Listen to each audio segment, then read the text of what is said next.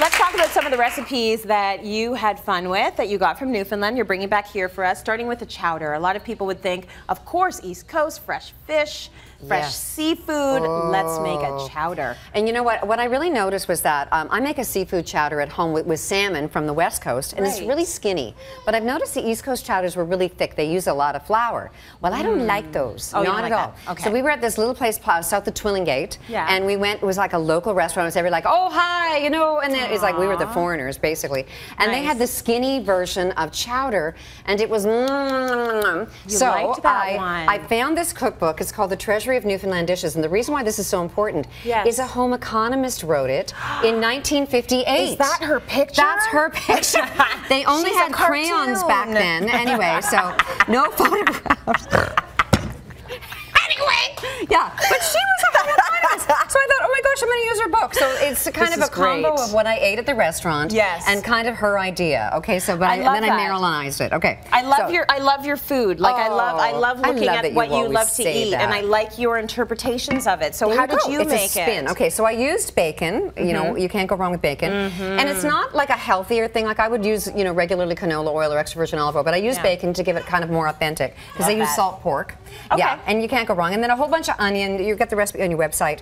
And then a really neat thing is that they don't use flour to thicken it. Okay. So they use, this is called a russet potato. You can't use a spring potato or like a new potato. There's not enough starch in it. So that's what's kind of thickening it up. So you're going to peel that up, dice it, and then you're going to throw it back in the pot. I've already done that and added some water to cook it a bit. And then we're going to add some fantastic seafood. Now, oh, I'm sorry, Newfoundland. I couldn't get any fresh cod or anyway. This is frozen, but they flash freeze it on the boats now, and so it's like as fresh as it can be as off the boat, right? Right. So I've got cod, I've got scallops, and I've got halibut, and that's all going to go into there. Now there's a lot. It's like 2 pounds, and you'd stir that in with a little bit of water that's in there. You put the lid on. And you let it cook for about 5 minutes. Okay. Because, dear Lord, do not cook the living daylights out of fish. Oh, no. Okay. That's not the way it's supposed to be eaten. No, just give it a little bit of... Tender. Tender. And then melt in the mouth. Melt in the mouth. Not chew like leather. No. Okay? So you've had not fresh fish and you overcooked it. I wouldn't like it either, right? Bad. And then you're going to get some mussels. Okay, now the thing with mussels, though, is that you want to make sure that the beard's off. So you pull the little beard thing off. Yeah. And they've got to be closed. If they're not closed, they're dead. Right. So you want to and then you don't want to eat them. You don't want to eat them. So then you throw them in there at the very end, and then you're going to add 2 cups of, I use 2% milk. Okay. Now you can use cream if you want, but if you're watching your fat levels, then I would switch it off and use a fat-free canned milk. Okay. And it actually tastes fantastic. So this is like no fat, this is some fat. Okay. And it is, honest to gosh, so good. It's so good. And then they put the fresh dill. It's like, oh! So I love this. It looks amazing. And you have to put all that fish in there, right? You do. That's part of it. It's a main course. It's a chowder. It's a chowder. It's a main course. It eats like a meal. It is. Right? All you need is you don't need anything. Maybe a salad. Okay. Maybe. So now the next thing. These smell so good. Okay.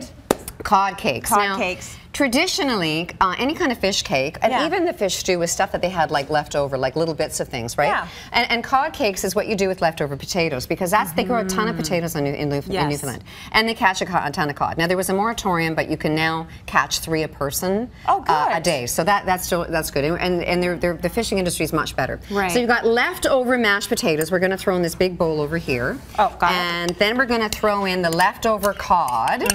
Okay, so this is just like mix them all together. Anything away. It is, okay?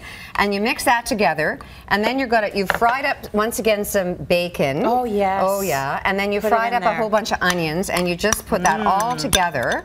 And now there's no egg in this recipe, so you would just smush it up. You don't need it, huh? No, I found it was wet enough. Now, in Sally West, she said an egg, but I thought it was too gush. So anyway, you form them into little cakes, and then you dip them into really crunchy breadcrumbs. Oh, yeah. And then just fry them up. And dinner's ready. You get 2 each.